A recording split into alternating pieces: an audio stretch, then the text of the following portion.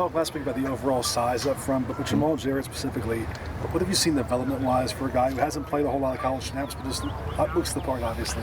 Yeah, I think there's we've been really pleased with the effort that he plays with, the intensity. There's a lot of intensity on the practice field, and he trained that way this winter. I think now, more than anything, it's just, one, getting used to the system, but I think fundamentally there's a lot that we wanted to clean up there. And even just now, halfway through spring or almost halfway, you could see that. He's starting to play lower, starting to play out of his hips more, starting to use his hands better, just everything with the guys improving. And when the fundamentals get better, when you've got a talent like that, you start to see some of the results behind it. So he's doing a great job. Obviously, Henne and Nua and Skylar Jones, our entire group there, is doing a really good job with him. What have you seen from the tight ends group so far? You guys were in sync there, huh? We practiced. What have you seen from the tight ends group so far this spring? Yeah, it's a deeper, certainly more talented group than what we've had. They've with a couple of the receivers being down right now, have had a pretty active role in terms of just how much we've used them this spring, which has been great. They've had a lot of opportunities to make plays, and are doing a nice job of it. So yeah, it's just, you feel their presence probably more on the practice field than you ever have because of numbers and how we're using them and plays that they're making. So I think we've got some really good competitive depth. We've got some good position battles going on in there. We've got some differing skill sets that'll be, kind of fun to see how they all evolve and how we use them. How about a right tackle, Tobias and Justin? What have you seen from those two?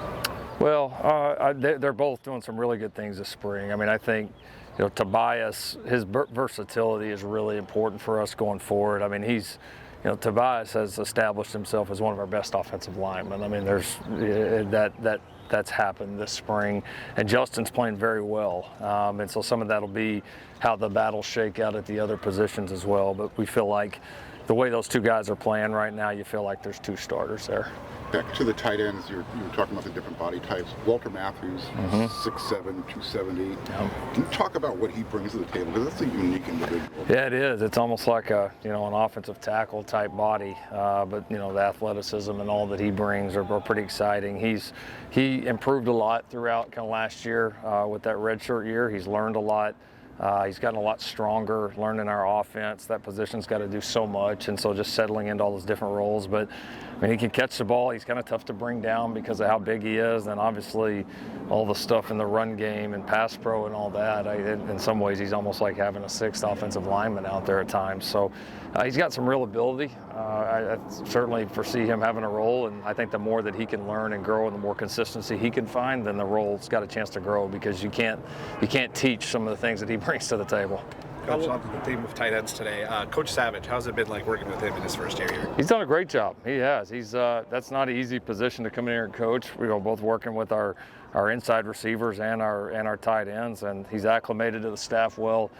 He and Coach Simmons are working really well together. That group, along with Spencer Jones, has done a really good job helping bring those guys along, because there's definitely some crossover. And there's times where Coach Savage is coaching outside guys and times where Coach Simmons is coaching inside guys, or we're all coaching tight ends. It kind of, the way we do it, there's a lot of carryover there. And so he's meshed well. He's a good recruiter that's got great connections and great relationships in this area, which is obviously very, very important to us. And he's brought a lot of energy and a lot of expertise to the group. With the director of analytics being announced last week, what role will that hire play? How will that help the program? Yeah, that one's going to be a little bit more involved in the personnel, kind of roster management, recruiting side. We have some folks that do some work for us analytics-wise in terms of, football and game analytics and opponent studies and kind of all of that, which are pretty mainstream right now in college football. But this was part of the vision when Chad and I first talked about him coming there, of continuing to build out that piece of it, because there's certainly an analytical piece and viewpoint that you can gain when you're constructing a roster. And so having the people that can help execute that vision are important, and this was another big step in that direction. You're halfway through spring camp, essentially. Less questions, more questions? Yeah, probably. Les, we're moving in a good direction. The team's progressing. We're starting to add some situational work, which is a little bit later than what we've typically done, just because we're not trying to hustle along for a scrimmage to get in before the spring game. That's gonna all of that has shifted where it's allowed us to maybe go even a little bit more patiently through the installs. So we're starting to get in some situational work. We're starting to get in some move the ball, where it kind of feels more like real football instead of just scripted first downs or second downs. So we'll continue to learn more there. But yeah, team's progressing, and so far it's been a very solid first half of camp. You have a transfer portal window coming up. Are you able to share any thoughts on positions or spots that you need to fill? Yeah, still, certainly some of it still remains to be seen. I think there's some of the, obvious positions, that where we're a little bit thin that we may look at. Linebacker is one of those that we may look at.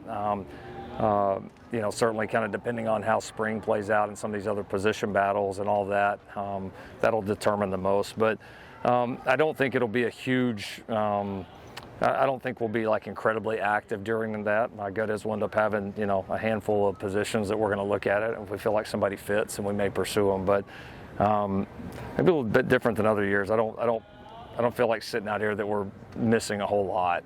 Just got to keep developing what we have, and then make sure that we've got enough depth to make the run that we expect to make. What did it mean to get the Carlos back? And then it seems like the whole team's kind of embraced his son this last year. Has that been unique for you? And how did you kind of reach a comfort level with him being around so much? It happened. The stuff with Lil D happened kind of just naturally. He was just out here at practice a lot, and he became like everybody's adopted son almost. Is maybe the best way to say it. He's awesome. He runs around. Every player knows him. Every staff member knows him. He was at a lot of our Thursday practices last year, and so we've got a chance to be around, kind of watch him grow up. And he's great. Everybody loves him. Everybody knows him. Like, he comes in, every player knows his name. He's just kind of one of the guys now. So that's definitely a bonus in getting DeCarlos back. Glad that it worked out. He brought a lot to our team last year in terms of.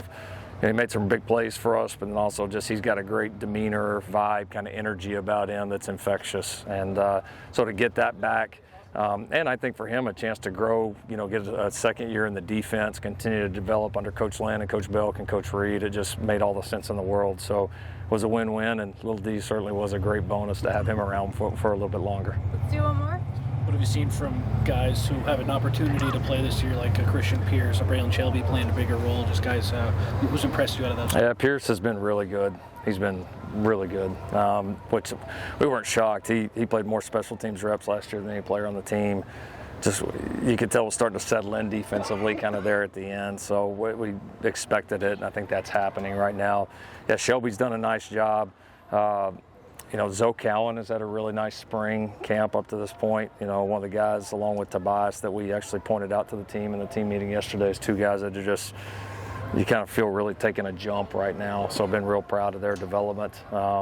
There's a lot. There's a lot of guys that are, I think, better football players than they were last fall, and you already see that this spring with a lot of room to build.